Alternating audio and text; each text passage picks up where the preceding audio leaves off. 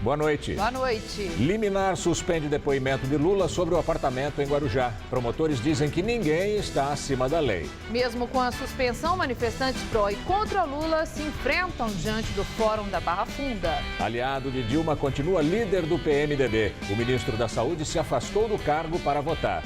Conselho de Ética da Câmara adia mais uma vez processo de cassação de Eduardo Cunha. A agência de risco Standard & Poor's rebaixa mais uma vez a nota do Brasil. Explosão na capital da Turquia mata 28 pessoas. Exército considera ataque terrorista.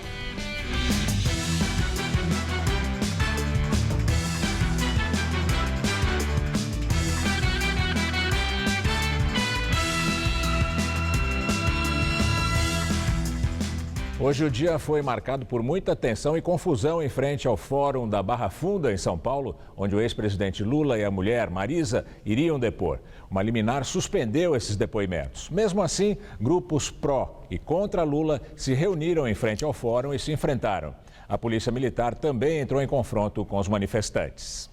Mesmo com o depoimento do ex-presidente Lula suspenso, os manifestantes não deixaram de ir para a frente do Fórum Criminal da Barra Funda. E no início do protesto, uma cena inusitada.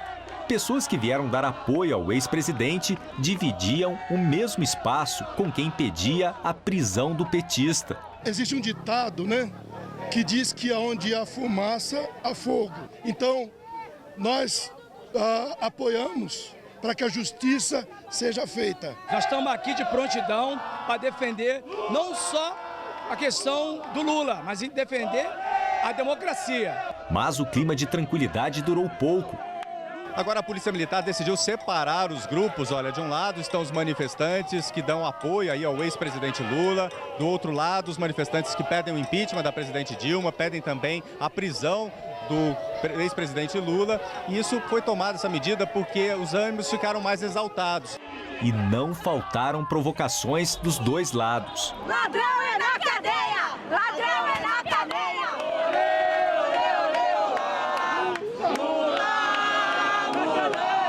Agora os manifestantes que vêm trazer apoio aí ao ex-presidente Lula fecharam completamente aqui a avenida em frente ao Fórum Criminal da Barra Funda. E a polícia está tendo muita dificuldade para poder tirá-los aqui da avenida. Assusta e muito, viu? Eu estou aqui morrendo de medo. Agora o reforço do policiamento, a gente vai vendo aí a tropa avançando justamente para criar um corredor, para evitar qualquer tipo de confronto. Muitos manifestantes usaram sinalizadores com fumaça.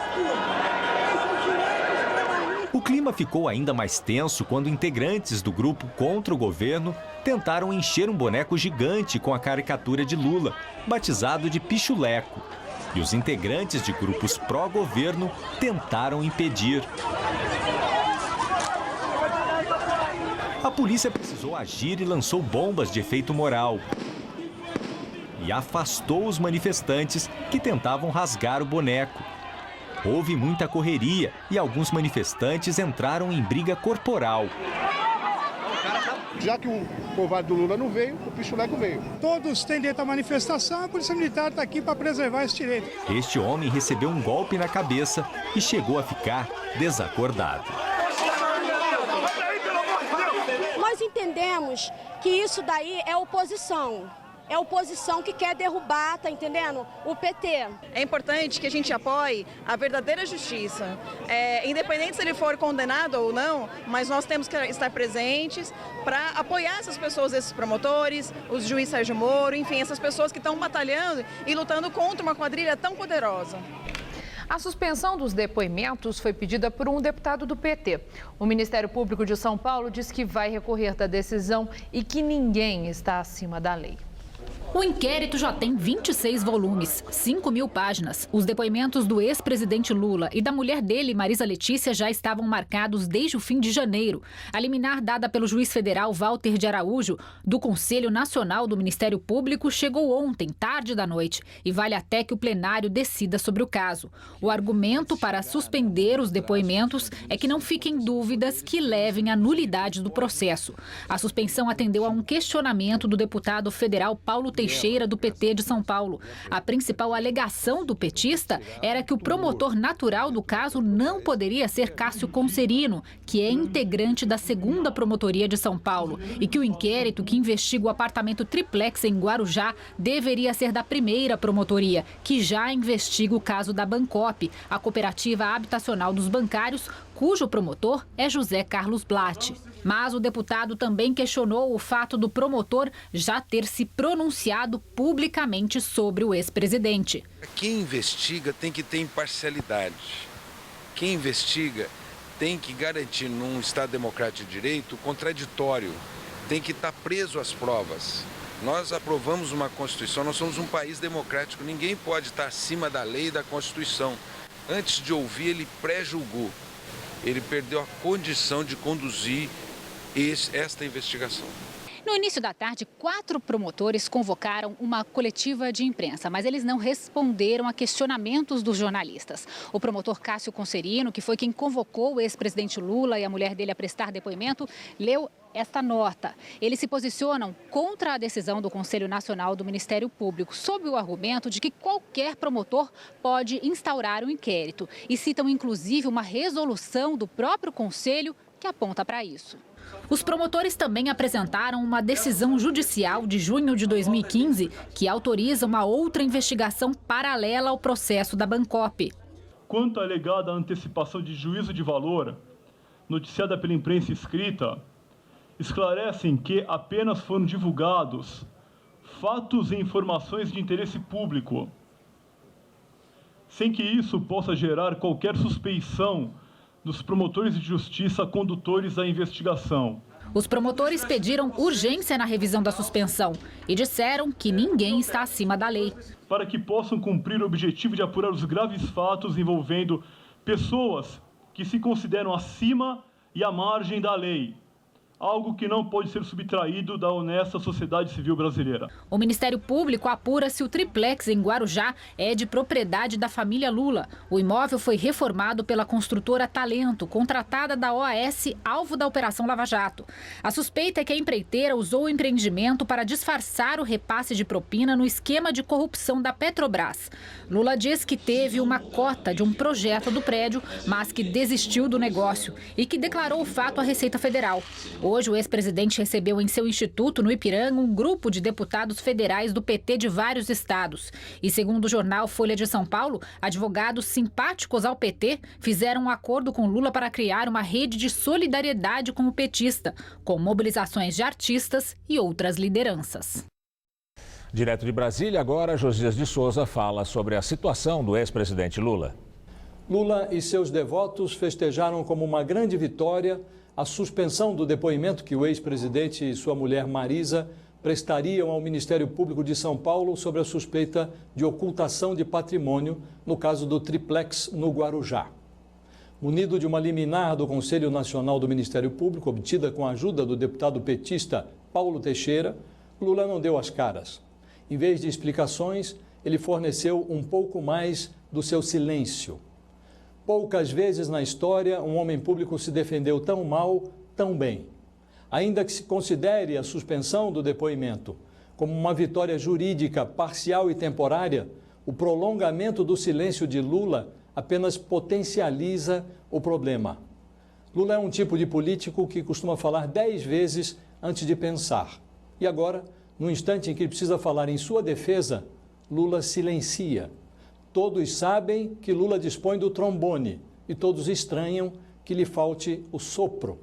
Para complicar, uma infantaria pró-Lula, arregimentada por entidades como a CUT, saiu no braço com manifestantes anti-Lula que se aglomeraram defronte do prédio onde ocorreria o depoimento, como se socos e pontapés fossem resolver o problema de Lula.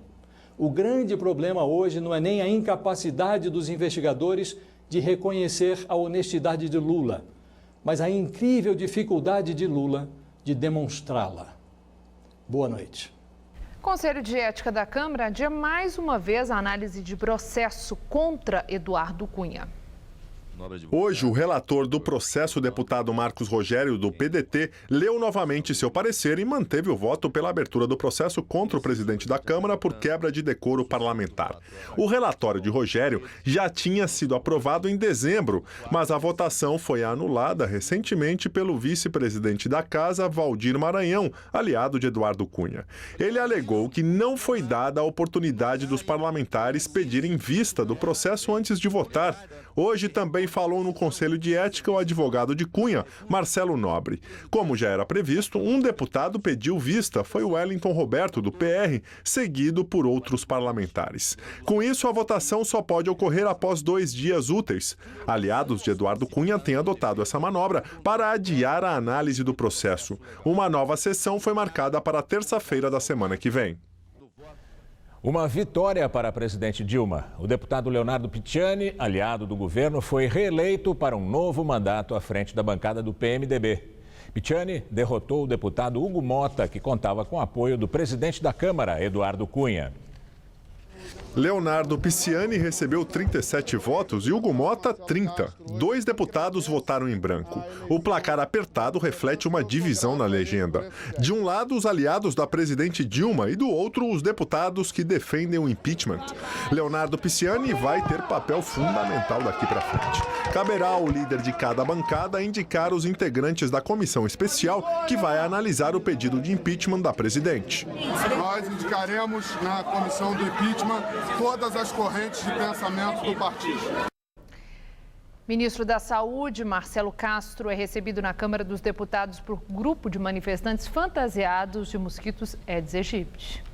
Castro se afastou temporariamente do cargo de ministro da Saúde para votar na eleição do líder da bancada do PMDB na Câmara. Logo após ele entrar no plenário, manifestantes com máscaras, fantasias e raquetes mata-mosquito jogaram papéis com estampas do Aedes aegypti. O ministro não chegou a ver o protesto porque, no mesmo momento, dava uma entrevista à imprensa.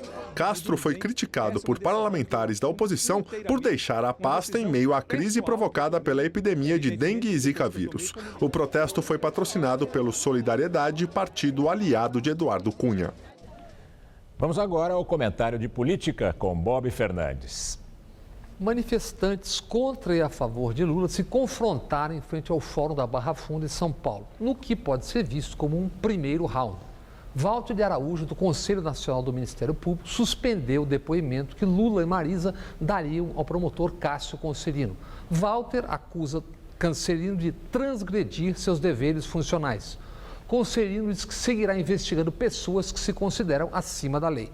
O plenário do Conselho decidirá sobre o assunto. O assunto, objeto de ampla batalha midiática, chama-se triplex. Na terça-feira, na Folha de São Paulo, o cartunista Laerte publicou o cartoon que soa enigmático para quem não frequenta redes sociais. Tabuleta desenhada por Laerte com uma mansão de 3 pisos ao fundo anuncia: aceito permuta com o triplex em Guarujá. O triplex do Guarujá é o que acusam Lula de ser dono, o que ele nega. O desenhado por Laerte, tema por hora confinado às redes sociais, é da família Marinho, da Globo, em Paraty. O do Guarujá, no condomínio Solares, está há meses sob investigação midiática e agora judicial. O outro, de Paraty, estourou nas redes sociais há dias em investigações e publicações de jornalistas e blogs. Os triplex, segundo as distintas investigações e versões, teriam como proprietários formais subsidiárias diferentes da holding panamenha Mossack Fonseca. Holding essa que brotou da Lava Jato como suspeita de ser multinacional branqueadora de bens e capitais. Tudo isso, por hora, de parte a parte, são investigações judiciais e ou jornalísticas num vasto leque de mútuas suposições e acusações.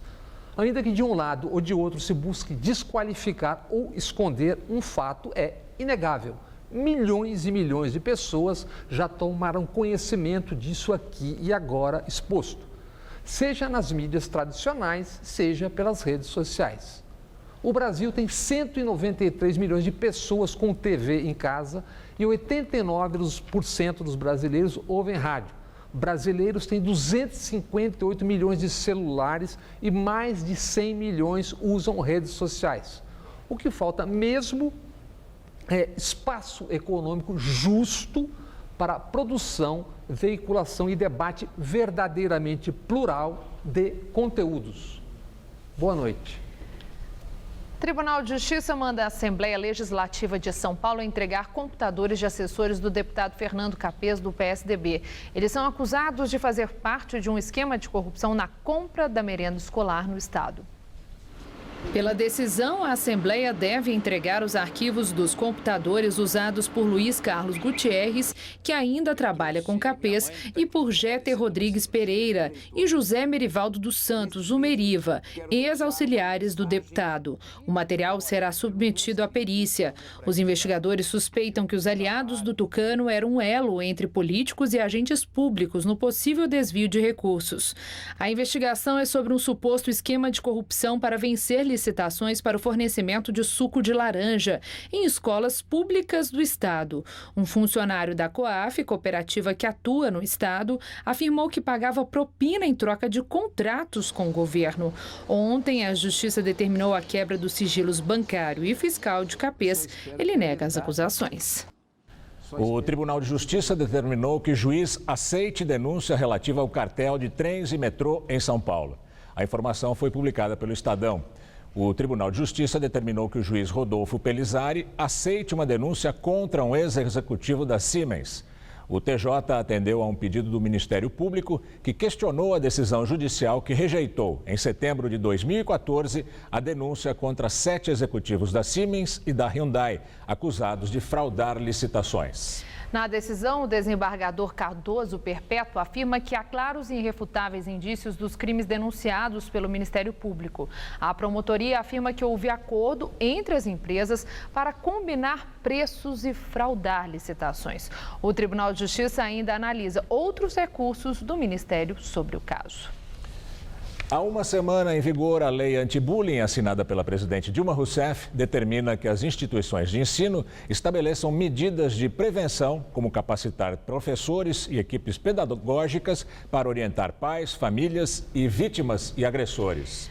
A lei não prevê punições, já que o objetivo é proporcionar a mudança de comportamento hostil dos agressores.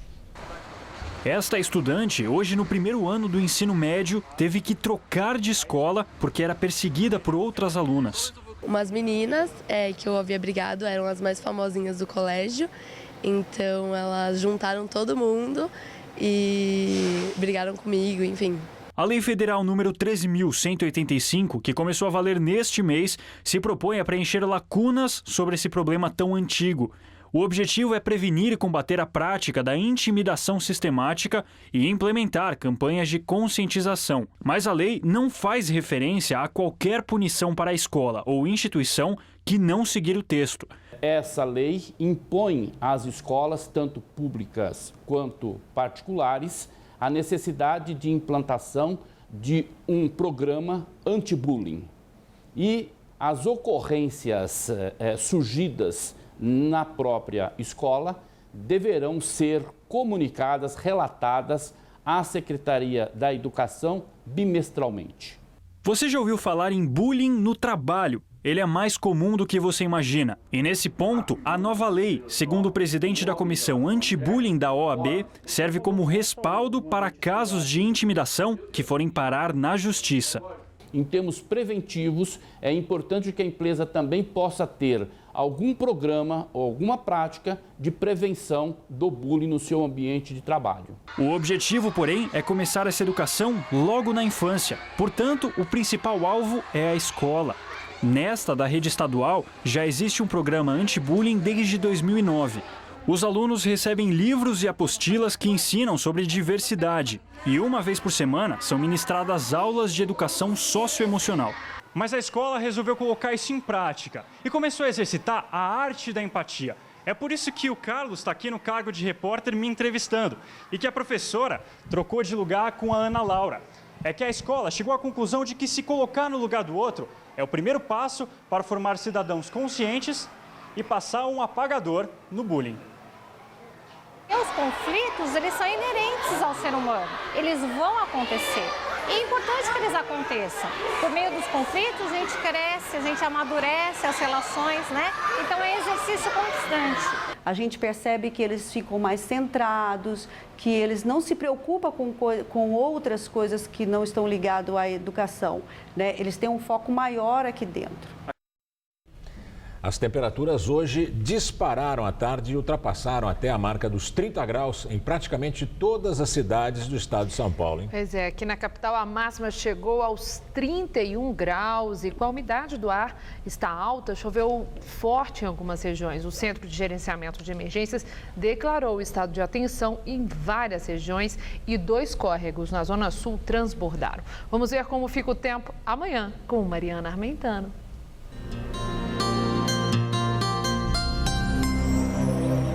Quase todo o país vai ter um dia bem quente com chuvas típicas de verão, passageiras, pontuais e que acontecem entre a tarde e a noite.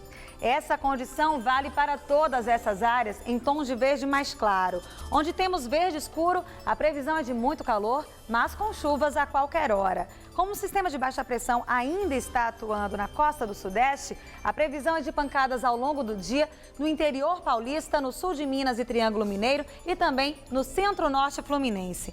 Nas outras áreas do Rio e aqui de São Paulo, há chances de temporais, mas só a partir da tarde. Durante o dia, o sol predomina e as temperaturas ficam bem altas. No Rio, amanhã, máxima de 34 graus. Em Belo Horizonte, vai fazer 31 e pelo Nordeste, todas as capitais vão registrar máximas acima dos 30 graus. Mas áreas de instabilidade devem causar chuvas com trovoadas e ventania ali no litoral, entre Maceió e Natal.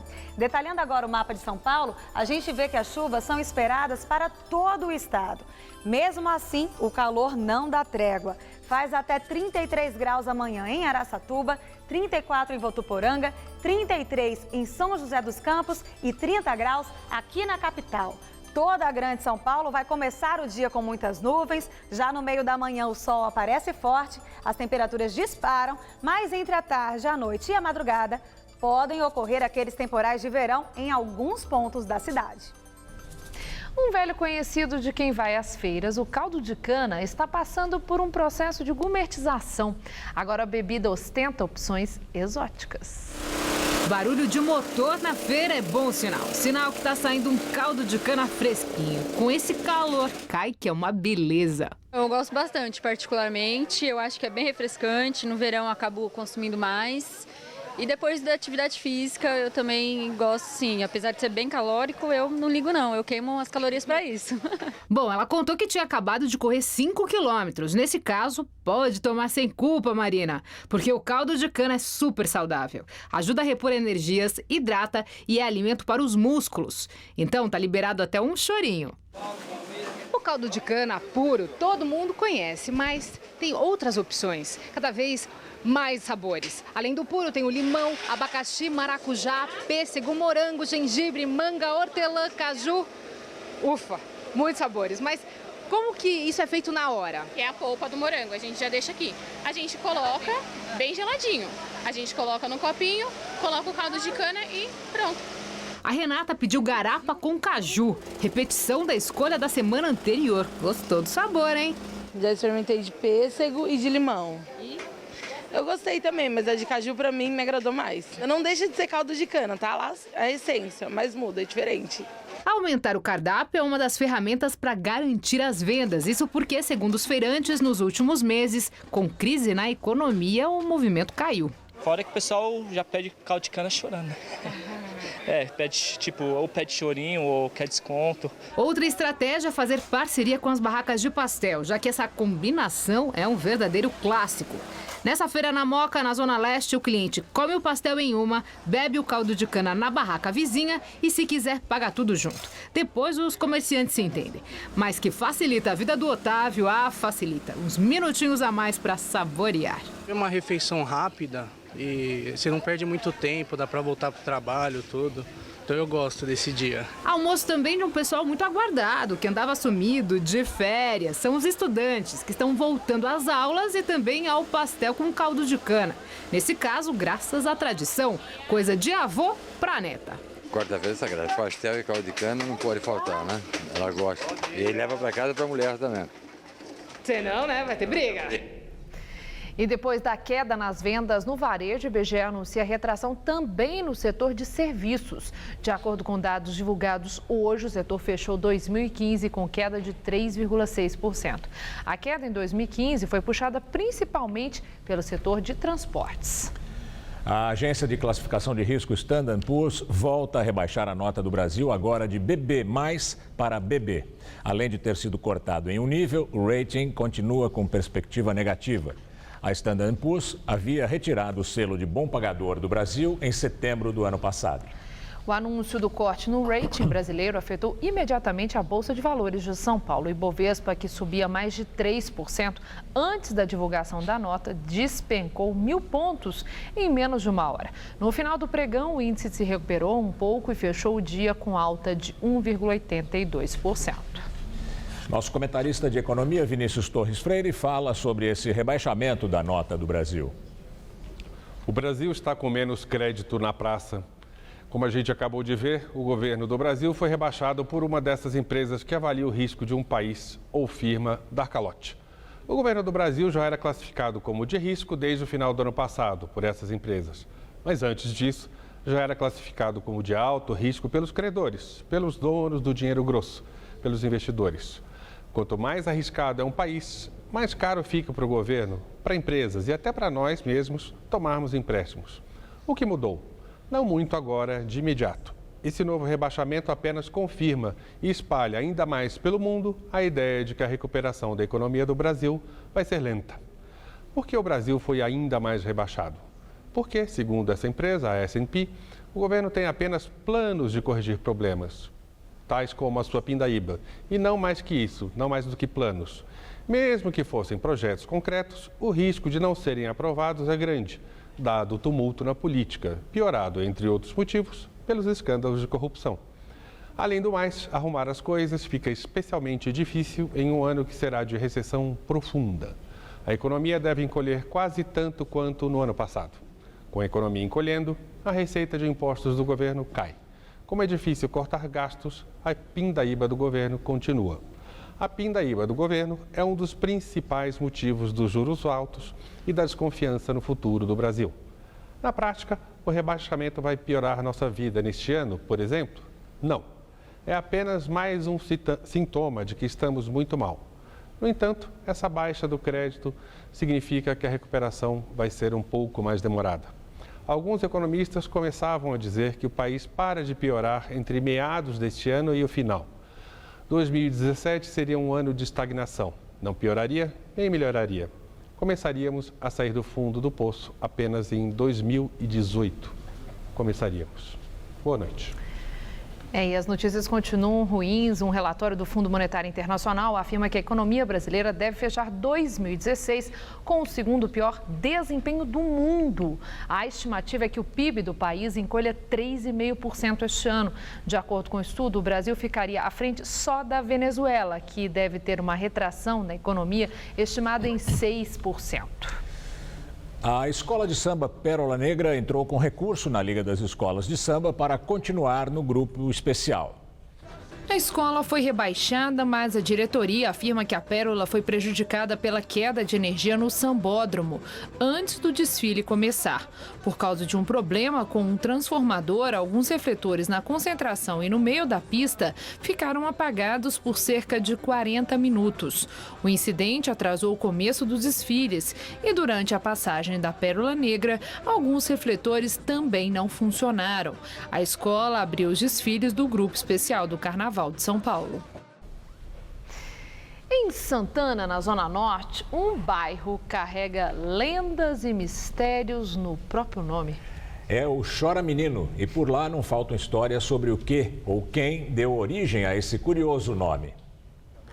Quem mora por aqui não lamenta o nome de Lamúria do bairro. Tem gente que acha esquisito, curioso e até divertido. Moro há 73 anos aqui no Chora Menino. Só que eu não sei porque chama Chora Menino. Acho engraçado, né? Falou que tinha muita criança lá, chorava muito. Não, até que não tinha, não. Especulações não faltam sobre o que motivou esse pedaço de Santana a ser batizado de Chora Menino. Mas sabe que o pessoal tem orgulho do nome? Chora Menino? Ah, esse bairro existe? Eu falei, existe. A senhora não está inventando? Não. Inclusive, meu ex-marido anda com um mapinha na dentro do coisa para mostrar para a pessoa, tá aqui, ó, existe o Chora Menino. O povo daqui gosta de um bom papo, mas explicar ao certo o tal nome, aí já é diferente. A origem do nome Chora Menino é um mistério recheado de suposições, de lendas e, por que não dizer, de histórias aterrorizantes. Quer ver? Uma delas diz que em 1875, São Paulo passou por uma crise de varíola que vitimou muitas crianças aqui na zona norte de São Paulo. Os pais, ao sepultarem os seus filhos, choravam muito por seus meninos e meninas. Mas nessa história o problema é a data, porque tanto a capela quanto o cemitério só surgiram 20 anos depois. Por isso, tem uma outra história. Diz a lenda que uma mulher vizinha aqui do cemitério recolhia crianças abandonadas pelos pais e jogava muitas vezes esses bebês recém-nascidos num vale aqui próximo para que os animais comessem, animais como urubus. Assustadora essa história, né? Mas calma, que tem versões mais positivas. Para os mais céticos, os gritos ouvidos não tinham nada a ver com criança sendo devorada por urubu, não. Na verdade, seriam miados de gatos no cio. Bom, os gatos continuam por aqui aos montes e se reproduzindo. Mas encontramos a Cristina, que conhece uma outra história. É que antigamente esse garoto fazia milagres, minava a água, as pessoas vinham aqui se abençoar com a água, a família mandava fechar o túmulo, cimentava tudo e a água achava outro caminho e continuava minando. E essa água era milagrosa. Diz que é por isso que se chama Chora Menino. Mas o pessoal conta outras lendas das terras que antes levavam o nome de Capão das Cobras. E hoje é Chora Menino. O que dizem, né, o pessoal aqui dos moradores é que antigamente as moças elas não tinham com quem deixar os filhos, porque elas trabalhavam num bordel no centro da cidade e elas traziam essas crianças para cá, para essa senhora tomar conta. E as crianças choravam muito à noite, né? Fato mesmo é que desde a metade do século XIX, lá pelos idos de 1850, há registros deste nome em jornais paulistanos e documentos públicos. O que parece é que a verdadeira origem do nome ficou enterrada no cemitério onde alguma dessas possíveis versões aconteceu. Agora, acredite se quiser. A Organização Mundial da Saúde divulga a operação de emergência global para ajudar países afetados pelo Zika vírus. O anúncio foi feito em Genebra. A operação prevê investir 56 milhões de dólares nos países afetados pela doença. O repasse será feito de acordo com a incidência do mosquito Aedes aegypti, o número de casos de Zika, microcefalia e o aumento dos índices de síndromes neurológicas. O Brasil se enquadra em todas essas categorias. Os 56 milhões vão partir de países membros da organização e de outros doadores. E a quantia será distribuída a entidades como a OMS, o Unicef e ONGs. Cada uma vai receber uma missão que envolve vigilância, campanhas de conscientização, cuidados de saúde com pessoas já infectadas, combate ao mosquito e também pesquisas de vacinas, exames e tratamentos. A previsão da OMS é de que o Zika vírus se espalhe por todos os lugares do mundo onde o Aedes aegypti existe. Isso além da preocupação com a hipótese de que outras espécies também possam transmitir a doença. A expansão do Zika vírus e o debate sobre a legalização do aborto estão na entrevista do dia com Maria Lídia Flandoli. Para falar sobre esse complexo e polêmico debate, eu entrevisto Flávia Piovesan, professora da PUC nos programas de graduação e pós-graduação em Direito. Flávia Piovesan foi também membro do Conselho de Defesa dos Direitos da Pessoa Humana. Agradeço sua presença aqui nesse momento em que o principal desafio da saúde pública no Brasil é a prevenção e o combate ao Zika vírus, que faz das mulheres, assim, as principais vítimas, principalmente as mulheres mais pobres de baixa renda, em regiões já com tantas dificuldades como a do Nordeste no Brasil. Mas, doutora Flávia, o agravamento progressivo, né, desse Zika vírus, o crescimento, né, a expansão, leva a uma intensa cobrança do poder público de proteção aos direitos humanos da mulher. Especificamente, que direitos são esses que estamos cobrando agora? Veja, primeiro, a Zika, a epidemia Zika é uma epidemia transnacional, multifacetada, que requer medidas de prevenção, de combate, de erradicação e que tem como alvo preferencial vitimar as mulheres, sobretudo as grávidas. Como você bem menciona, pelo menos o mapeamento do Brasil, é que nós temos já por volta de 4.000 mulheres grávidas infectadas com grande probabilidade de carregarem fetos com microcefalia. E há uma concentração dessas mulheres, 86% dos casos estão concentrados no Nordeste, mulheres de baixa renda. E, por sua vez, o Brasil reconhece um drama, uma emergência de saúde pública.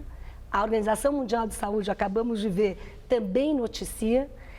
25 países já foram afetados e nós temos que garantir a escuta ativa, a voz e perceber o sofrimento dessas mulheres e, justamente como você diz, destacar os seus direitos. Então, me parece fundamental aí ter essa escuta ativa, a voz das mulheres, e essa é a minha defesa à luz da ordem jurídica constitucional brasileira e à luz da ordem internacional, que seja respeitada a vontade da mulher, a sua liberdade em prosseguir nesta gravidez, com apoio do Estado, no que se refere à infância, à maternidade, inclusive com a questão aí, com o desafio da inclusão social, né, de uma pessoa com deficiência. O Brasil é parte de convenções, como a Convenção da ONU para respeito das pessoas com deficiência, ou a interromper esta gravidez sem que vá à cadeia. Esta é a minha posição. Então, agora vamos saber os limites. O debate foi reaberto sobre essa questão da legalização do aborto no Brasil, que só tem legalizado em 3 condições específicas e não é prevista, né, a questão da microcefalia, porque nem existia isso ainda quando foram definidas as regras aqui no Brasil. Há respaldo na Constituição brasileira para que o aborto seja legalizado em casos de microcefalia? Entendo que há. Quais são os argumentos? Veja, pela legislação seca, de acordo com o Código Penal, o aborto não é punido textualmente em 2 situações: quando há o estupro da mulher ou quando há grave risco à gestante. O Supremo Tribunal Federal, ao julgar a temática da antecipação do parto em caso de anencefalia, abriu os olhos para essa situação excepcional e, em nome da integridade da mulher, da sua saúde, do respeito às mulheres, veja, assegurou a liberdade de prosseguir. Se eu for uma católica fervorosa, entender, não vou conseguir carregar o drama de ter interrompido aquela gravidez, serei respeitada no meu desejo. Mas o argumento, quando o tribunal autorizou para a legalização do aborto para os casos de anencefalia, o argumento era baseado no diagnóstico sobre a condição do feto ou no sofrimento prolongado daquela mulher que daria à luz um ser que não teria condição de vida? Se nós avaliarmos a votação do Supremo Tribunal Federal e a linha argumentativa, ambos argumentos foram levantados. Ao direito a não ser submetido a tortura ou tratamento cruel, desumano ou degradante. O sofrimento da mulher. Muitos ministros... Semelhante ao argumento usado quando se defendeu o caso de estupro. Exato. Gravidez, exato. Né? E para o caso da Zika, eu trago uma agravante. O próprio Estado brasileiro reconhece, na voz da Presidente da República, que o Brasil, aspas, perdeu a batalha contra o mosquito. Ou seja, o próprio Estado está assumindo a insuficiência de políticas públicas capazes de prevenir, punir, erradicar a Zika. Ou seja, há aí um impacto desproporcional que afeta as mulheres. E eu lembro, Maria Lídia, e esta tem sido a tônica dos meus trabalhos, hoje, cada vez mais, nós temos que olhar para o direito brasileiro dialogando com a ordem internacional. E a ordem internacional é enfática. A ONU, OEA, a questão do aborto deve ser vista a partir da lente da saúde pública. Ou seja, temos que enfrentar e revisitar a legislação que entende ser o aborto ilegal. Porque a equação é a ilegalidade leva à clandestinidade. A clandestinidade leva à insegurança, a insegurança leva à morte evitável de mulheres. Quer dizer, é um assunto tormentoso, difícil, mas eu creio que aí há um sofrimento indizível dessas mulheres que são infectadas numa situação tão especial que é dar à luz. Não é? Mas, exatamente, e quando se trata de uma questão como essa, uma série de valores, outros, que além daqueles que foram arrolados agora, que envolvem religião, questões éticas, questão de fé. E aí tem uma reação muito forte, né? Nesse sentido, sempre teve. Os nossos magistrados no Supremo Tribunal, eles sinalizam uma posição em relação a essa questão, se o que os norteia são valores religiosos, éticos, ou se eles têm um olhar mais amplo para o significado de uma gravidez em circunstâncias tão adversas como essa, né, no caso da anencefalia, no caso da microcefalia em função do aí há Zika vírus. 2 julgados do Supremo importantes. O que enfrentou o tema da anencefalia e o que enfrentou em maio de 2011 a questão do reconhecimento das uniões homoafetivas. Em ambos os casos difíceis, o Supremo reforçou o princípio da laicidade do Estado, previsto pela Constituição no artigo 19 da Constituição, inciso 1, que prevê Estado é uma coisa, religião é outra. Nós temos a liberdade religiosa, que é a liberdade de ter uma religião, de não ter qualquer religião ou de mudar de religião. E o locus da religião não pode se confundir com o locus do Estado. O Estado não pode nem tampouco apoiar, subvencionar, fomentar ou obstar a religião. Então, na verdade, veja, o Estado tem que se mover à luz da razão pública e secular. E nós, indivíduos, nos alicerçamos nos dogmas privados do sagrado, nos dogmas da fé. Então, isso é nosso direito fundamental, individual. Está na declaração individual. Agora, eu não posso transpor a minha fé e impô-la a todas as mulheres brasileiras.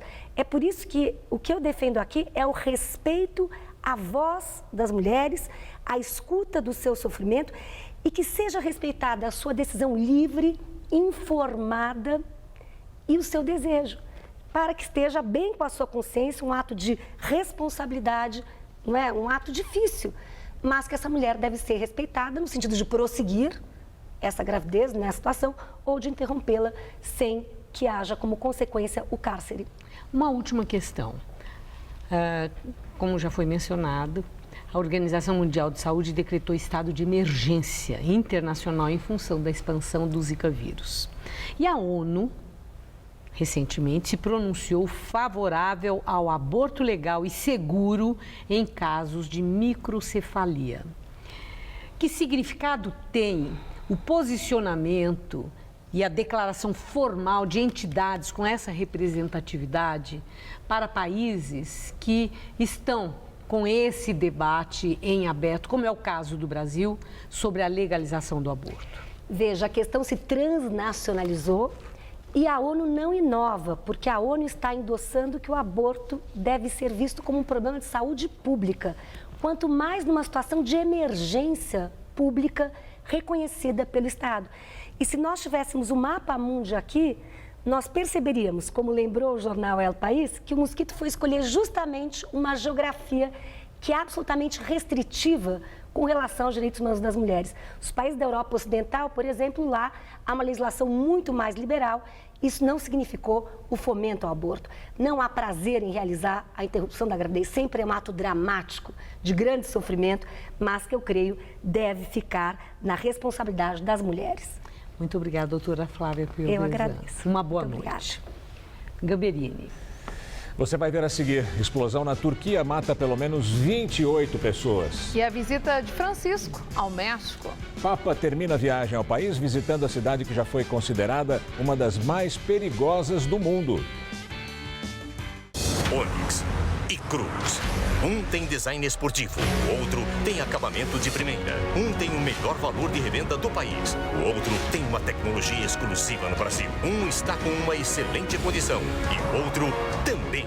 Onix, o carro mais vendido do país por apenas R$ 36.990 com taxa zero em 30 vezes. Cruz com MyLink e a exclusiva tecnologia OnStar, agora com 24 parcelas fixas sem juros. Aproveite. Qual Casper você é? Eu sou jornalismo. Eu sou relações públicas. Eu sou publicidade e propaganda. Eu sou rádio, TV e internet. A minha Casper é comunicação. Aqui tem teoria, prática, oportunidades de estágio e a melhor localização. Essa é a minha Casper. Essa é a nossa Casper.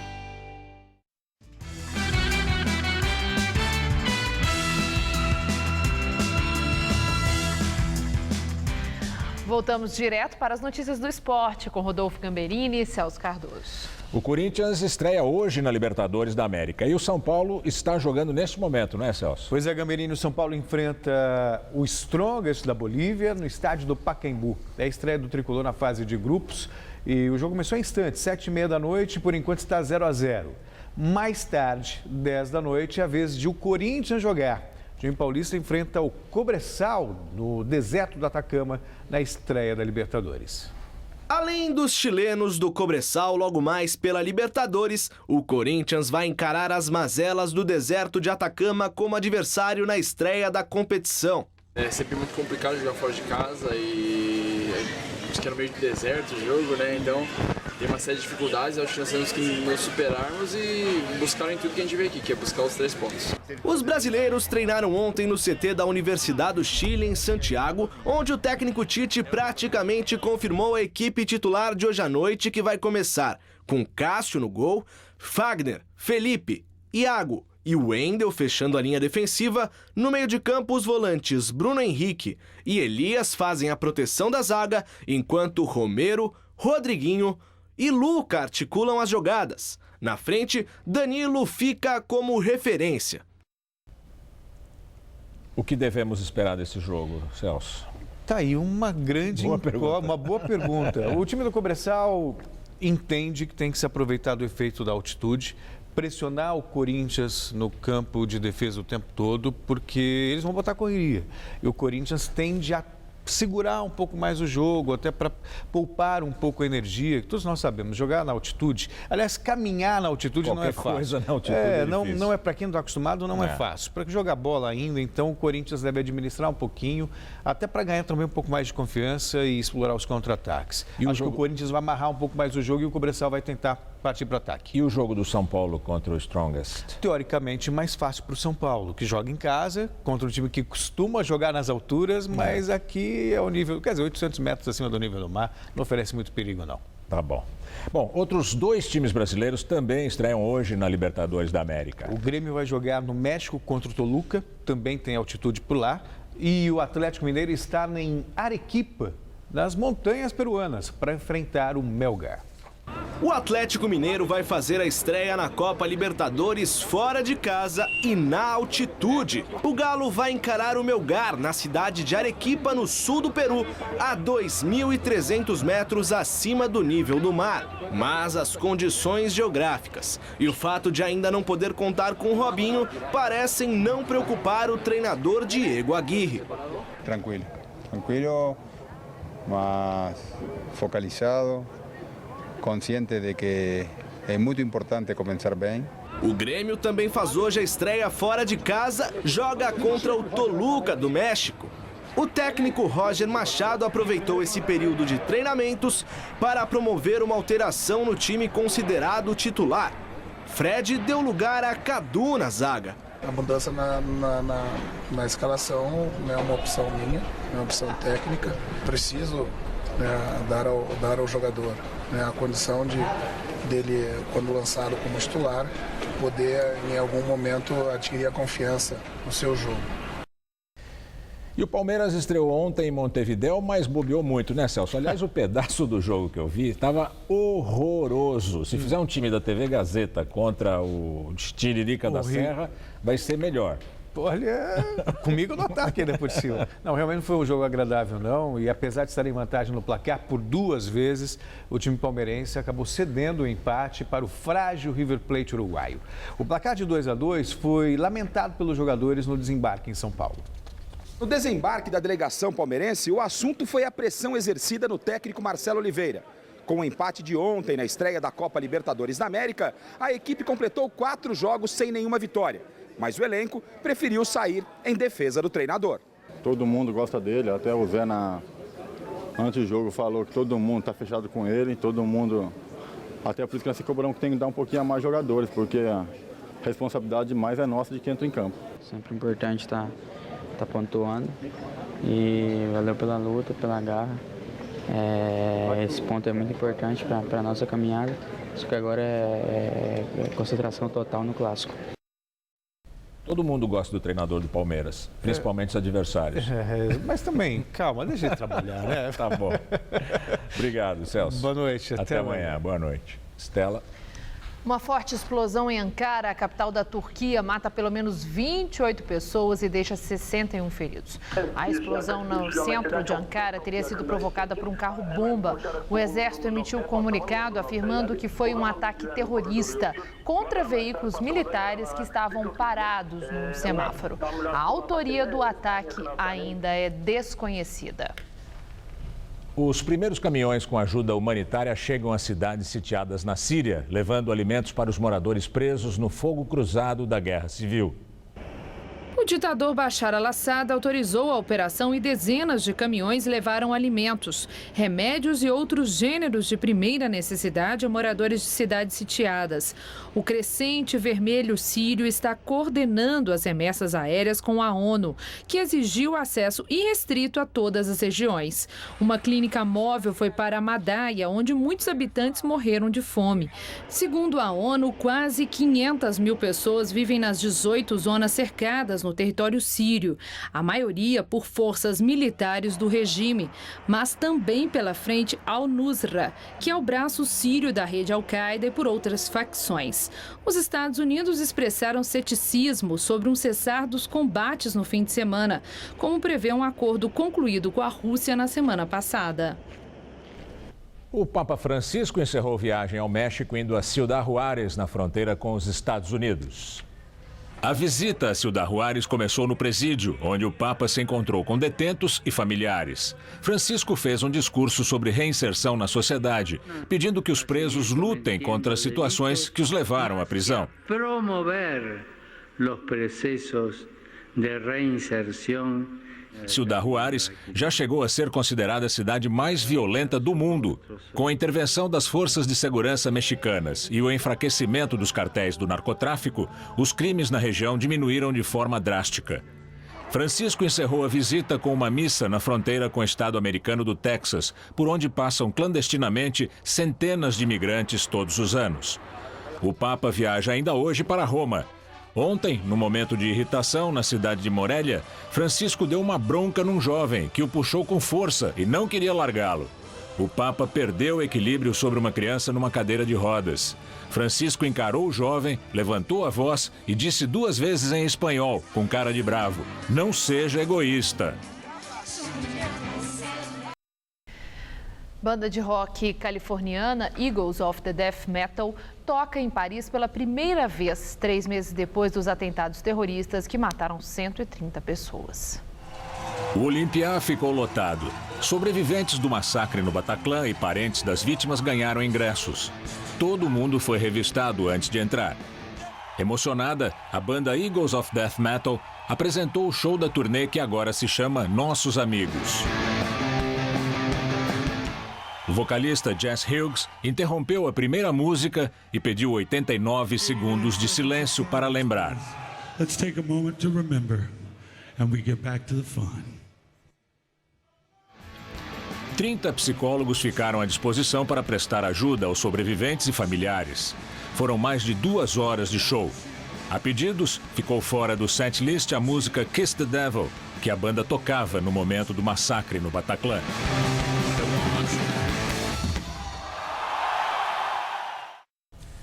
O Jornal da Gazeta fica por aqui. Essas foram nossas principais notícias. Liminar suspende depoimento de Lula sobre o apartamento em Guarujá. Promotores dizem que ninguém está acima da lei. Mesmo com a suspensão, manifestantes pró e contra Lula se enfrentam diante do Fórum da Barra Funda. Aliado de Dilma continua líder do PMDB. O ministro da Saúde se afastou do cargo para votar. O Conselho de Ética da Câmara adia mais uma vez o processo de cassação de Eduardo Cunha. A agência de risco Standard & Poor's rebaixa ainda mais a nota do Brasil. A edição de hoje pode ser vista no site do Jornal da Gazeta. Mais notícias em nossa edição das 10. Uma excelente noite para você. Voltamos amanhã às 7 da noite. Boa noite e até lá.